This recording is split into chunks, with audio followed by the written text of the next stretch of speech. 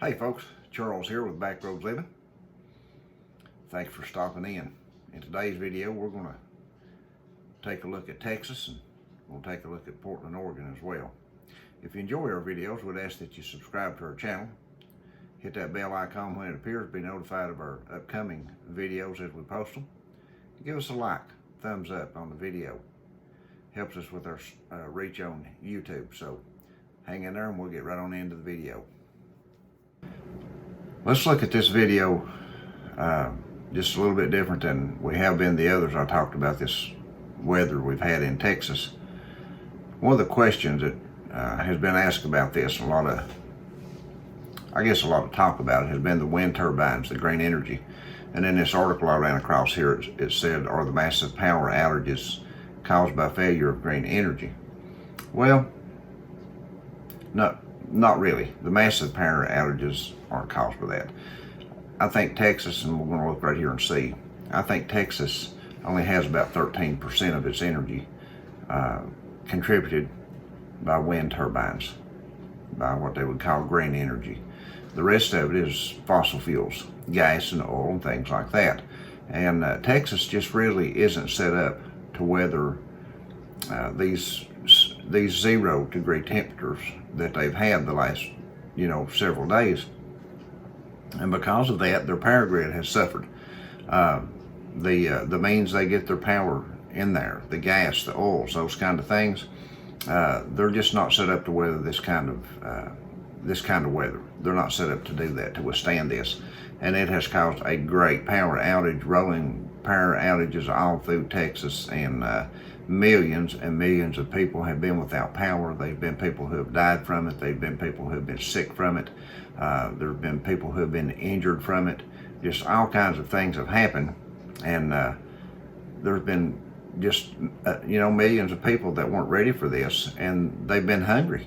So let's look at this just for a second. I want to share this with you because I feel it is of utmost importance, especially if you live in an area where you don't ever see severe or extreme weather, and you think because of that you shouldn't maybe prep like other people do. And we live here in southeastern Kentucky. Now the weather here typically doesn't get like it does in the upper north, up in New York and New England and Pittsburgh and the Great Lakes areas up there, and Wisconsin, and we don't have those frigid cold weathers here like they have up there, and typically we don't prepare for that kind of stuff.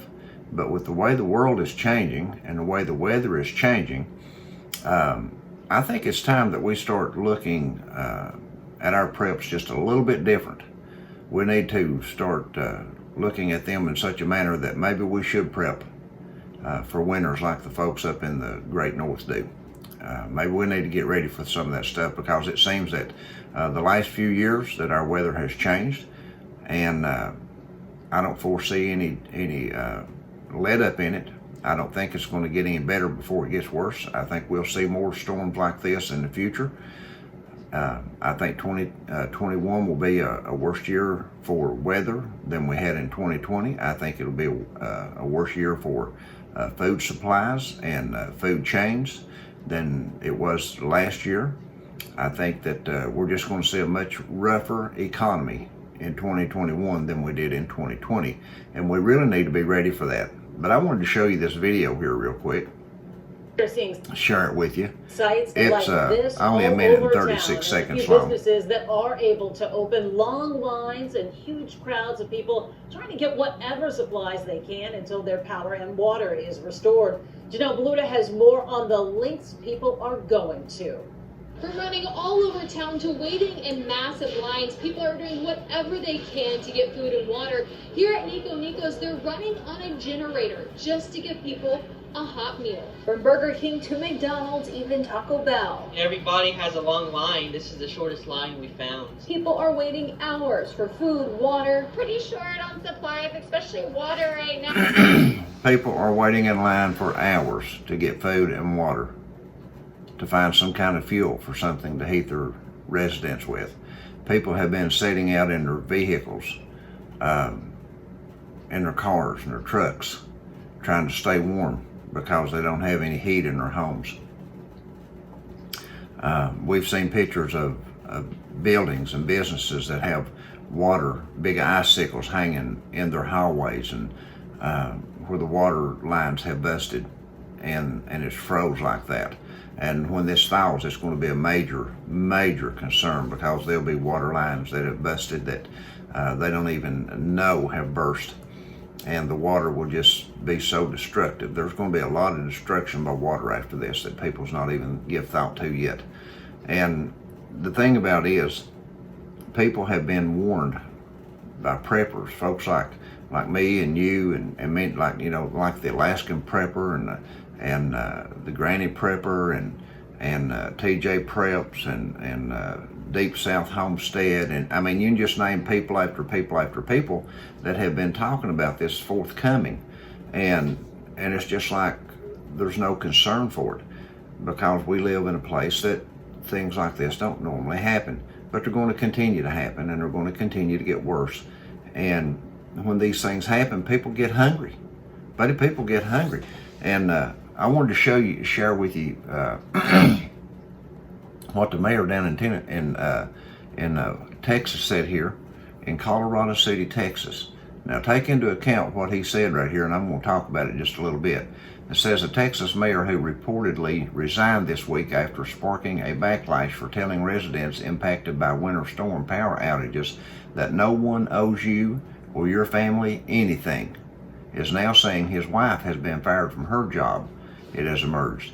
Tim Boyd announced in a Facebook post Tuesday he has quit his role as mayor of Colorado City hours after making the controversial comment, reports say. City manager David Hoover confirmed the resignation to NBC News. Now here's what he said, no one owes you or your family anything, nor is it the local government's responsibility to support you during trying times like this. Sink or swim, it's your choice. You need to think about that, because that's pretty much how the whole country thinks about you as far as the government's concerned. That's not just that one man's thoughts. That's how your government thinks about you across this country. They don't owe you anything. They don't owe your family anything. And you're in this up to your neck, and you can just sink or swim, and they don't really care which one you do. So I would highly advise folks that's listening to this, if you haven't been prepping, or if you've been slack on prepping, it's almost past time. You better get started. You better be doing something to provide yourself with food, with warmth, get you a backup source of heat of some kind. Do something to help yourself and your family, because these times are going to continue to be trying times. Next year's weather will be worse than this year's weather. It's just going to continue. Folks, there's so many things going on around the world that we have no control over, no power over, and we're just going to be the victims of it if we don't do something for ourselves. Those of you who are still waiting on the government to take care of you, you better wake up. Wake up. Snap out of it, or you're going to go hungry, and your family will go hungry with you. Let's look right here real quick. I ran across this article. I heard Alaskan prepper talking about it. The folks over here at Portland, Oregon. Fred Myers here. I think this is an independent store, possibly. I'm not real sure. But at any rate, it says here that the photos of a dumpster in Portland full of free meat being tossed because of a power outage. Police got wind and are threatening to arrest people who show up to get some. They tweeted this out. Look at the food in that. I want to show you this. Just been thrown out. Look at all that food because of a power outage. They couldn't give it to people. It's store policy not to. And then when they threw it out in their dumpsters, they're afraid that people will get it and eat it and get sick and sue them. See, that's the way people in America are. That's the way folks in society is today. They can't be responsible for themselves. They would get this. Yeah, it'd be great to give this away to people. It'd be a wonderful thing to let people have it. But you'll have some of them that would eat it, and if something happened to them, they got sick, they would sue they would sue this company for throwing it out in the garbage dumpster.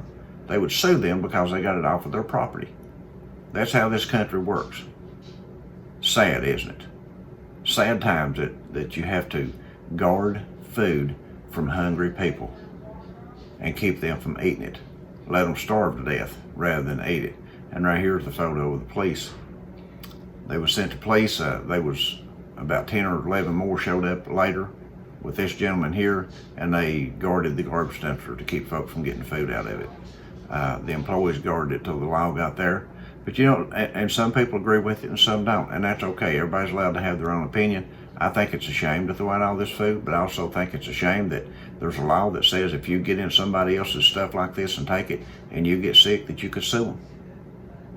You know, it's just crazy. It's just crazy. And this fella here, he said, I work at S-Way. We fill dumpsters 24/7 with outdates and pulls, yet we sound the happy alarm and celebrate the customer who just donated $10 for families in need at a cash register. Welcome to the grocery industry. We throw away millions of dollars worth of food every year, and then we blow whistles and sound bells and clap our hands and dance when somebody donates $10 to the homeless or $10 to the hungry. It's crazy. I'm telling you, it's just crazy what things are going on. And people are going to continue to get hungry. They're going to continue to go through these things because they're going to continue to have their ears and their eyes closed to the reality of life. This is not getting better. It's going to get much worse before it gets better.